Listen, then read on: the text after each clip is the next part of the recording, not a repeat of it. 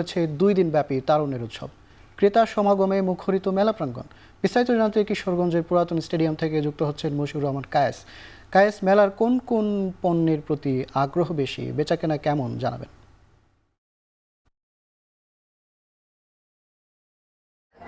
মাঝার মেলায় আসলে যে সকল পণ্য সবচাইতে বেশি দেখা যাচ্ছে সেইগুলো হচ্ছে আসলে মূলত যে উদ্যোক্তারা যারা রয়েছেন, উদ্যোক্তারা কিন্তু মূলত বেশ কয়েকটি কারু পণ্য এবং সেই সাথে বাহারি পিঠা রয়েছে, সেই পিঠাগুলো আছে।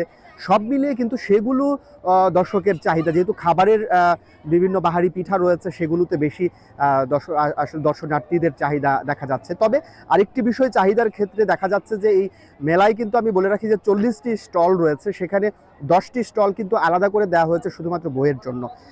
বইয়ের স্টলগুলোতেও কিন্তু বেচা বিক্রি দেখা যাচ্ছে উল্লেখযোগ্য হারেই।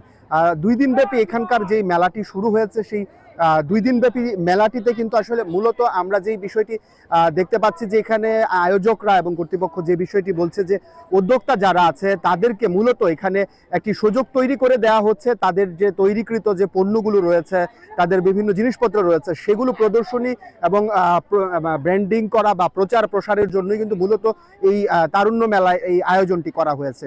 তবে এখানকার আজকে সকালে যেহেতু এটির উদ্বোধন হয়েছে, এখানকার দর্শকদের সঙ্গে, দর্শনার্থীদের সঙ্গে আমার কথা হয়েছে দোকানীদের সঙ্গে।